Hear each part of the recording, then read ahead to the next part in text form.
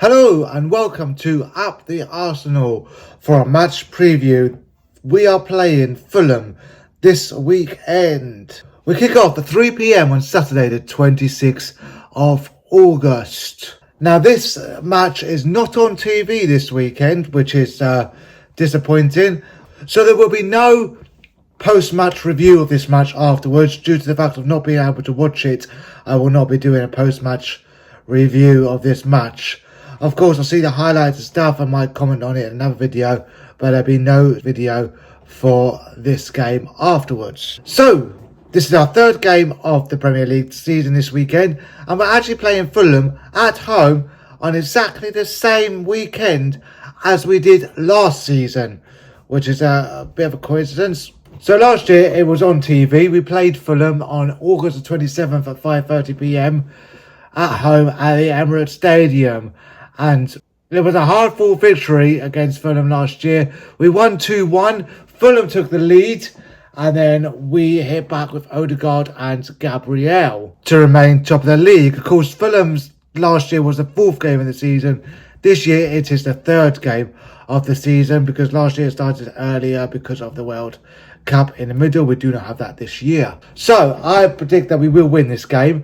I think that it will be a hard-fought victory. We will probably win this game, maybe 2-1 again. So I think it will be close.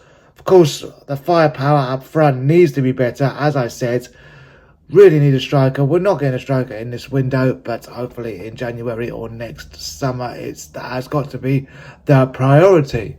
Gabriel Jesus has been spotted back in Arsenal training, which is good news, but it will be too soon this match. Maybe Man United, but probably after the international break, he will be back. Now, what will be the lineup for this match? Of course, Tommy Asu is suspended after picking up 2 yellow cards in the previous match, which shouldn't have been 2 yellows really, but he will not be playing a part in this match. So there will be changes to the match, but I think that the lineup could be pretty similar.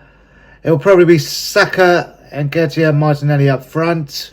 Odegaard, Rice and Havertz will be in the middle, I expect, because Arteta seems insistent on playing Havertz, which is disappointing because I like to see a combination of Rice and Partey in the middle. I think that could be a fantastic midfield and give us some great attacking options as well in there. Now the back is probably going to be Partey of right back again. It's just, like I just said, it's really disappointing that he keeps doing this. It really should not be Partey right back. He's not a right back. He's a great midfielder and we need him in that midfield. White and Saliba as a partner maybe, or it could be. He could be going with Gabriel and Saliba like last year. Ben White might be pushed to left back because you know what Arteta's like. He likes to just throw out these players in unfamiliar positions, which is not that great to do. If they're not familiar, you are taking a big risk. Or could we see Tierney back in the lineup? It's highly unlikely that we're going to see Kieran Tierney back in the squad, but I'd like to see Tierney start at left back because I think he's a fantastic left back. The other option is Zinchenko is now ready, so Zinchenko could possibly be going a left back as well. And of course, the goalkeeper as well. It is expected that Aaron Ramsdale will keep his place, but of course we've got David Raya as well in the squad, so that will be interesting who the goalkeeper will be. You know, no spot is number one. Arteta said himself there's not a guaranteed place for anybody in the squad. No goalkeeper, nowhere over the pitch. It is expected. I think that it will stick to Ramsdale for now. But if Ramsdale doesn't up his game, David Raya will come in. Very interesting stuff here. Arteta does want competition throughout his squad, which is always good. Competition is always good. It keeps people on their top of their game. So there's a lot of options in there. Who knows what Arteta's going to choose, but we will have to wait and see for the lineup. Paul Tierney will be the referee for the match. Bit disappointing here. Not a great referee, but then who is a great referee? On VAR, we've got Darren England.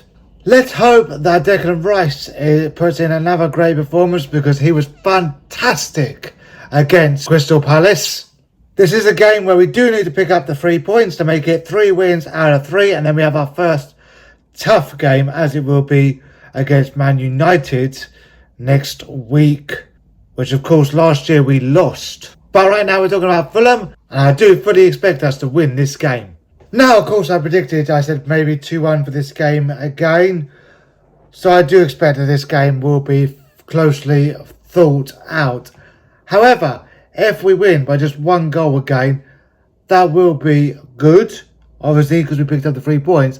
But it'll also be a little bit disappointing, and it will show that we do not have enough firepower up front. We need to start winning games by 2, 3, 4 goals like Man City do to kill off teams and make it easier, instead of keep defending after we've scored the 1 goal. We do seem to slow down after we've scored a goal, like last week. Now I know that Tomiyasu got a red card, but after he got a red card we just went into defensive mode, and Arteta just threw on all the attackers, which is obviously risky. You know, the best form of defence is attack, really, as they always say.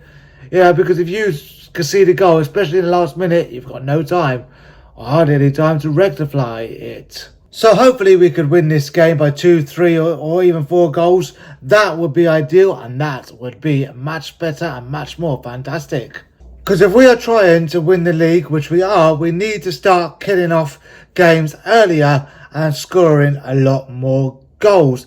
And Nketiah had 2 great chances last week and he squandered them both. He did win us the game though by winning that penalty for us, but he needs to put away his chances. He needs to be more ruthless in front of goal. So remember, there will be no post-match video after this game, and of course the transfer window closes in 1 week's time. Who else are we going to bring in? We need another defender because of losing Timber for the season, so that needs to be a priority, a defender. Striker would be good. That's unlikely to happen. There'll be a lot of outgoings as well in the next week, so it's going to be interesting what is going to happen over the next week. Now, a little preview for you. Last weekend we did do the Emirates Stadium tour, so that is coming up on the channel during the international break for you.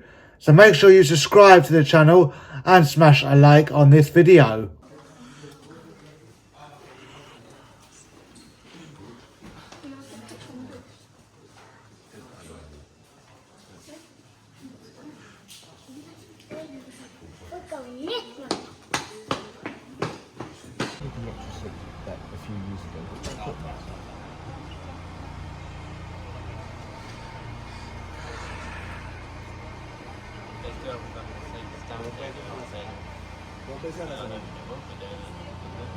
Nah, I've not heard anything about it.